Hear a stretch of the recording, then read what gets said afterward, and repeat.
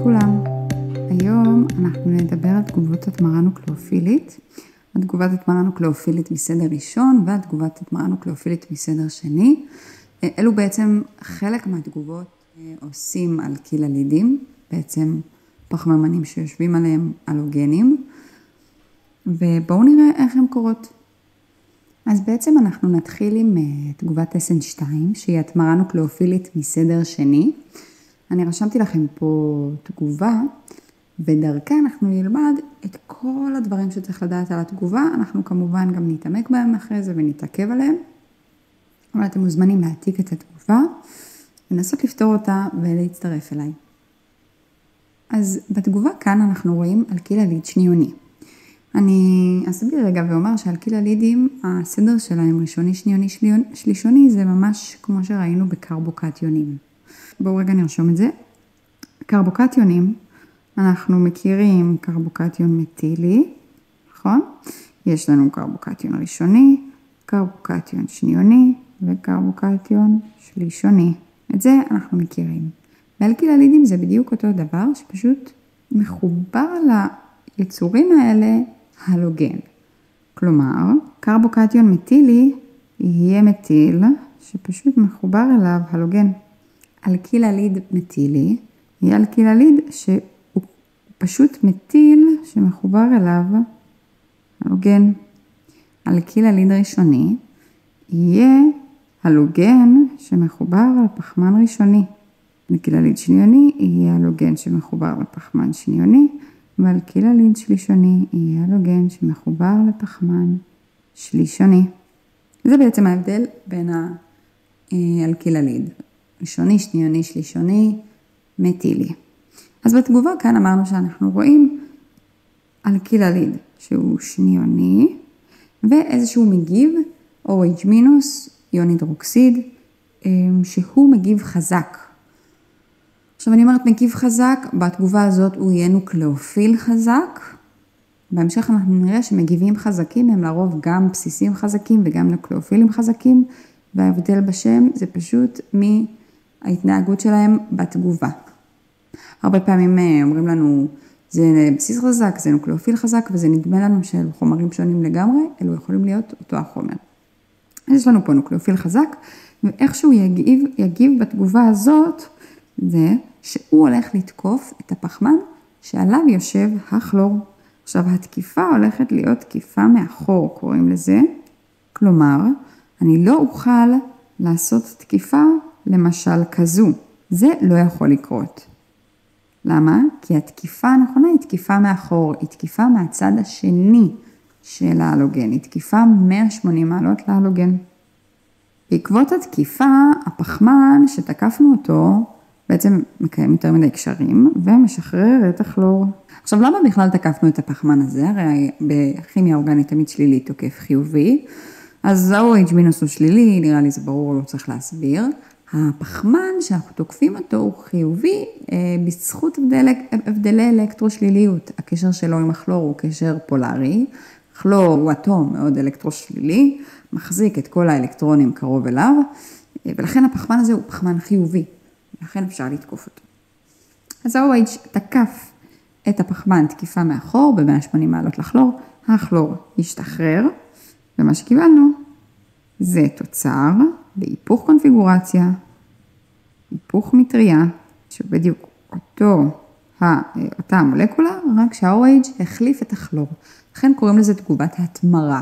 בעצם ההלוגן מותמר, מוחלף, חומר אחר. אז בואו נראה מה ראינו בתגובה הזאת.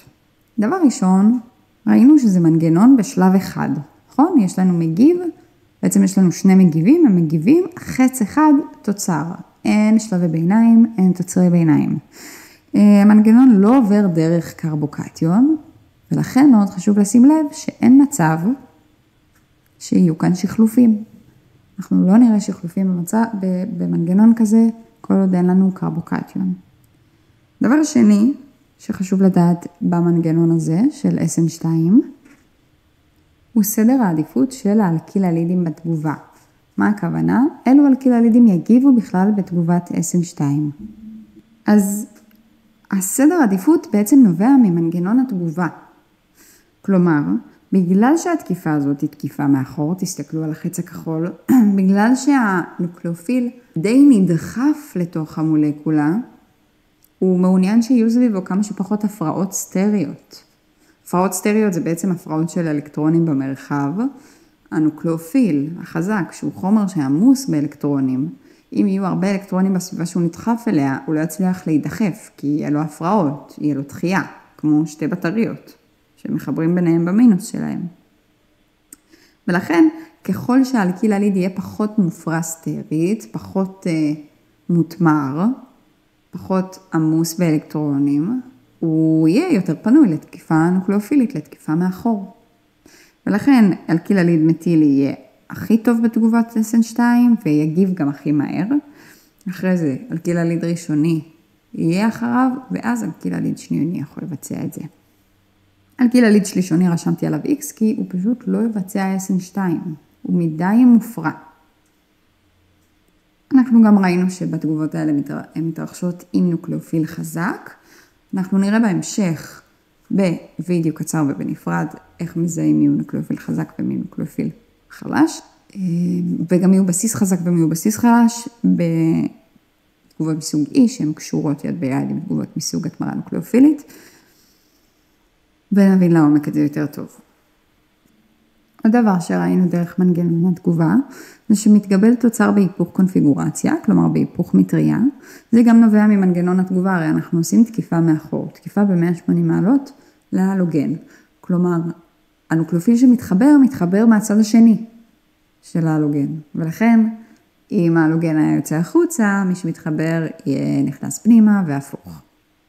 ודבר אחרון שצריך לדעת, ואותו צריך דווקא לזכור, כי הוא לא נובע מהמנגנון בצורה כזאת שאנחנו יכולים לראות אותו, הוא קצב מהירות התגובה. בעצם קצב מהירות התגובה תלוי בשני גורמים, בעצם בריכוז האלקיל עליד ובריכוז הנוקלאופיל. מה זה מעניין אותנו? כימיה אורגנית היא לא מקצוע מתמטי. אנחנו לא נתבקש לחשב פה דברים, לא יגידו לנו הריכוז האלקיל עליד הוא ככה, קבוע, הקצב הוא כזה, מה יהיה קצב התגובה. אבל אנחנו נראה בדוגמה הבאה איך כן המידע הזה יכול לעזור לנו בשאלות בכימיה אורגנית. ואיך כן נקבל את זה, זאת אומרת בשאלות בכלל. ובואו נעשה דוגמה נוספת, ודרכה יותר נעמיק במה שרשמנו עכשיו. אז רשמתי לכם פה תגובה, בואו תפתרו אותה ותצטרפו אליי. אז גם כאן אני רואה שמדובר באלקיל עליד ראשוני, ובנוקלאופיל חזק. אלו תנאים שמתאימים לי ל-SN2, ולכן זה מה שהתרחש כאן. אז מה שהולך לקרות זה שהנוקלאופיל החזק, ה-NH2-, הולך לתקוף את הברום בתקיפה מאחור.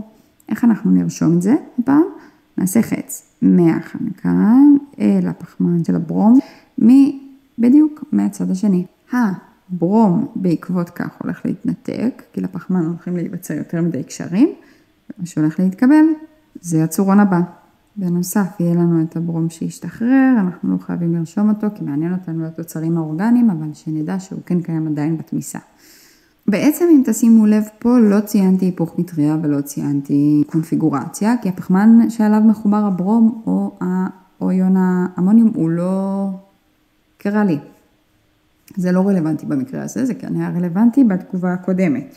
עכשיו, זאת הייתה שאלה ונהדר ופתרנו אותה, אבל מה היה קורה אם היו מוסיפים לנו את הסעיף הבא?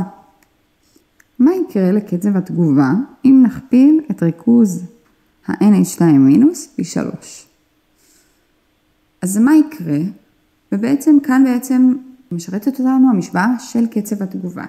נזכר בה ונבין שהיא הולכת ככה.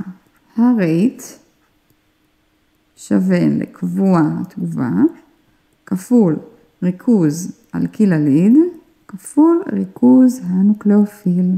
אגב, זה למה התמרה נוקלאופילית מסדר שני, כי הסדר, הקצב, תלוי בשני הגורמים האלו, בשני גורמים, לכן זה קצב שני. אז אם הכפלנו את הנוקלאופיל, זה ה-NH2- כפול פי 3, אז גם הקצב יגדל פי 3, וזאת תהיה התשובה. קצב התגובה יגדל פי 3. אם ישאלו אותי מה יקרה אם נגדיל את ריכוז הנוקלאופיל פי 2 ואת ריכוז האלקילליד פי 2, אז קצב התגובה יגדל פי 4 וכולי. ככה אנחנו יכולים לראות את השאלות שקשורות לקצב התגובה. ולכן חשוב לדעת את המשוואה הזאת באופן מאוד פשטני. אז עד כאן היה בעצם ה-SN2, שזו תגובה מאוד חמודה בעיניי. ועכשיו נעבור ל-SN1. אז גם כאן אני רוצה שנבין את כל חוקי התגובה דרך תגובה במנגנון שממש נפתור. אז רשמתי לכם פה תגובה, אתם מוזמנים לפתור אותה לבד ולהצטרף אליי. אז אנחנו רואים כאן שיש לנו אלקילליד ואיזשהו מגיב שהפעם אין עליו מינוס מובהק. קודם ראינו OH מינוס שהוא היה מובהק, או NH2 מינוס שהוא היה מובהק, ועכשיו המגיב שלנו ניטרלי, הוא חלש, מדובר בנוקלאופיל חלש. בתגובה כזו, אין מישהו שידחף למולקולה, אין מישהו מספיק חזק בשביל להכניס את עצמו בכוח למולקולה, ולכן באופן ספונטני מה שקורה זה שהכלור מתנתק. ההלוגן פשוט מתנתק. הסביבה ניטרלית ולכלור מינוס נעים להיות בסביבה הניטרלית לבדו, ולכן נוח לו להתנתק מהמולקולה, וזה מה שקורה. ואנחנו נותרים עם קרבוקטיון. תמיד בשלב קרבוקטיון אנחנו מסתכלים ימינה ושמאלה להבין אם יש אופציה לשחלופים, במקרה הזה לא. מה שהולך לקרות עכשיו זה שהנוקלאופיל החלש, וכאן זה כבר תגובה היא כבר יותר מוכרת לנו, היא יותר דומה לתגובות שראינו.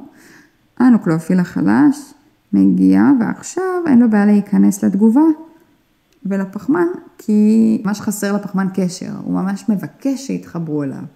אז גם לחומר שהוא חלש אין בעיה להתחבר, אז ממש עם האלקטרונים של החמצן אנחנו מתחברים לפחמן, בגלל שהפחמן חסר לו קשר, אין חוק לאיזה כיוון אנחנו נתחבר ובאיזה כיוון נרשום את החץ, אם ככה או אם ככה, הכל הולך. אז החמצן תקף, התחבר, ומה שקרה, שהוא עדיין מחובר לשני מימנים, נכון? יש עליו זוג אלקטרונים בלתי קושר, וחמצן שמקיים 3 קשרים, תמיד הוא בפלוס, אסור לשכוח. עדיין לא סיימנו, כי המולקולה שלנו עדיין היא מטען, וזה לא יכול לקרות.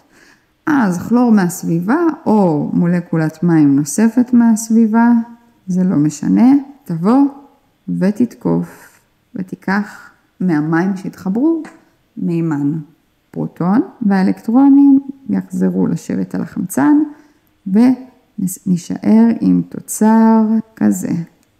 שימו לב שהתוצר הסופי כאן וב-SN2 הוא בעצם תוצר זהה. פשוט החלפנו את ה-OH מינוס במים.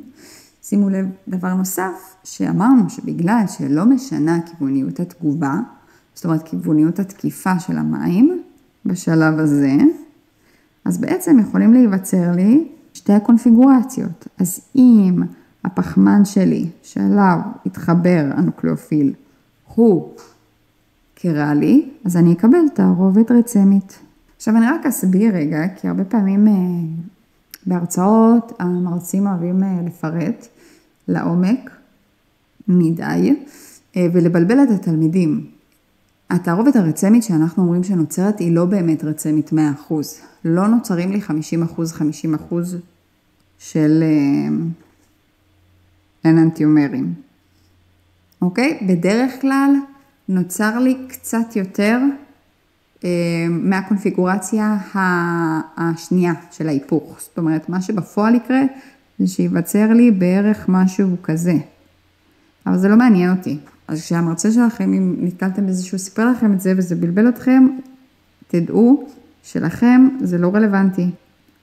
מה שלכם רלוונטי זה שאתם יודעים שצריך להיווצר פה תערובת רצמית מבחינתכם. אני מצייר שתי האננטיומרים במידה והפחמן הוא קרלי. אז מה ראינו פה? קודם כל ראינו שזה מנגנון שהוא רב שלבי. שיש לו המון חצים, תוצרי ביניים, והוא עובר דרך קרבוקטיון. כלומר, תמיד לבדוק שחלופים. כשאתם נתקלים בצורון של קרבוקטיון, זה צריך להיות כמו אינסטינקט אצלכם. תמיד בודקים שחלופים.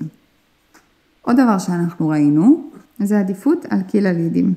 בעצם כאן העדיפות היא הפוכה בדיוק מה-SN2, וזה הגיוני כי נוצר לנו קרבוקטיון.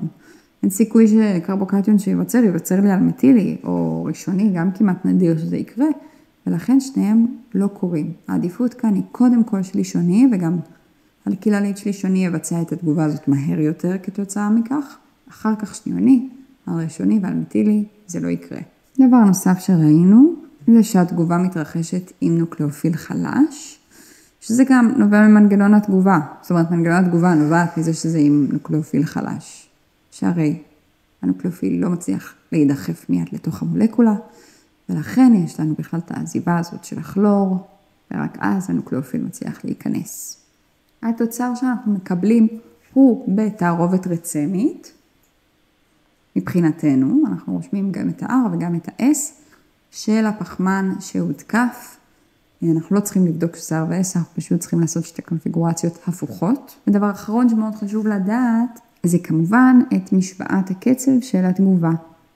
שימו לב שפה הקצב של התגובה תלוי אך ורק בריכוז האלקילליד, בגלל זה SN1.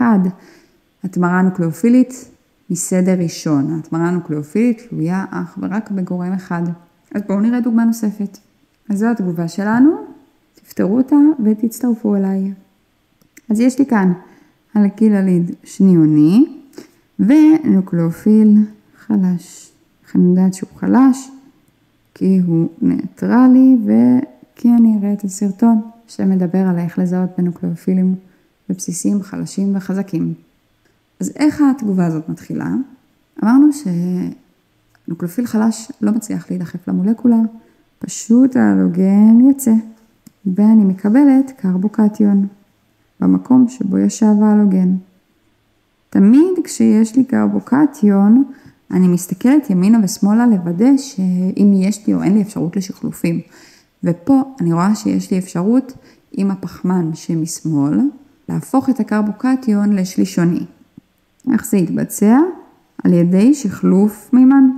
מימן שיושב על הפחמן משמאל הולך לקפוץ אל הפחמן מימינו, להשלים כאן את הפלוס, לא יהיה כאן פלוס כי השלמנו עם המימן, ובמקום זה הקרבוקטיון יהיה כאן, כי עכשיו כאן חסר קשר, בגלל המימן שלקחנו.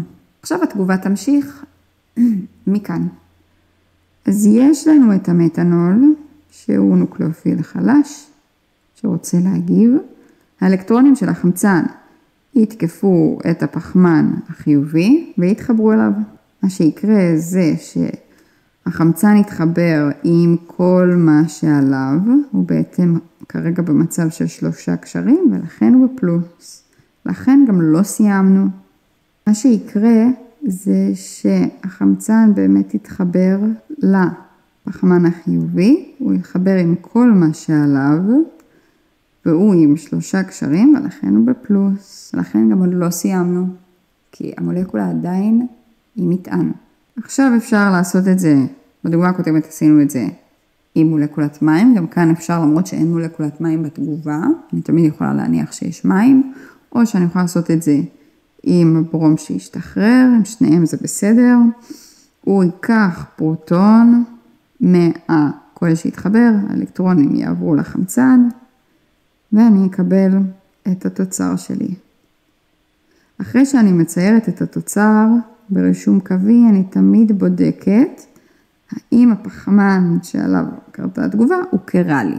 כי אם כן, מה עליי לעשות? נוכל את זה לרישום של תערובת רצמית. אני רואה שהפחמן הזה כן קרלי, ולכן יהיה לי 2 תוצרים עיקריים, גם כזה וגם כזה. עכשיו זה לא תערובת רצמית מלאה, כן? תערובת רצמית רק של הפחמן שעליו אנחנו עושים את הפעולה, כי אם תשימו לב, יש פה עוד פחמן קרלי. ובעצם תערובת רצמית, כשאני אומרת, אני מתייחסת רק על הפחמן שעליו הגבתי, אבל בתכלס, היחסים בין שתי המולקולות האלה, זה דיאסטריומרים. אז כל מי שזה בהיל אותו בבית שאמרתי, תערובת רצמית, צדקתם. זה לא באמת תערובת רצמית. עכשיו, אם יבקשו מכם את כלל תוצרי התגובה, אנחנו לא רושמים רק את התוצרים של אחרי שחלוף, כי תוצרים של אחרי שחלוף אלה תוצרים עיקריים, אלא אנחנו גם רושמים את התוצרים של לפני שחלוף, שאותם אנחנו לא רושמים במנגנון, כי מנגנון תמיד עבור תוצרים עיקריים, אבל אפשר לעשות אותם בראש, כי הרי התוצרים של לפני השחלוף זה פשוט יהיה מה ששמנו, מה שהתמרנו אחרי השחלוף, על הקרבוקטיון המקורי. כלומר, זה בעצם הקרבוקטיון הזה, ועליו אני אתמיר את הצורון הזה. אז איך זה ייראה? גם במקרה הזה, זה קרה לי, ולכן זה יהיה פעם אחת כזה, פעם אחת כזה, נכנס פנימה. עכשיו, מה יקרה אם ישאלו אתכם, מה יקרה לקצב התגובה אם נכפיל את ריכוז המתנול פי 3? אז במקרה הזה אנחנו נזכרים במשוואת קצב התגובה, שהיא rate שווה קבוע, כפוז על קילליד, ועוד ל-SN2, נבין שאם מעלים לי את ריכוז הנוקלאופיל, קצב התגובה לא משתנה, כי הוא לא תלוי בריכוז הנוקלאופיל, ב-SN1. אז עד כאן דיברנו בעצם על תגובות התמרה נוקלאופילית מסדר אחד ומסדר שני. רשמתי לכם כאן טבלה מסכמת בעצם של תנאים לשתי סוגי התגובות. אני מקווה שהכל היה ברור ומובן, והצלחתי לעשות לכם סדר קצת בכל הבלגן הזה שנקרא תגובות התמרה נוקלאופילית. אל תשכחו לעשות לייק. אני אשמח אם תגיבו, תשלחו לי הודעה. אם יש לכם שאלות, משהו לא מובן, משהו שתרצו להעמיק בו. ממש תודה על ההקשבה. שיהיה לכם יום טוב ולימודים נעימים.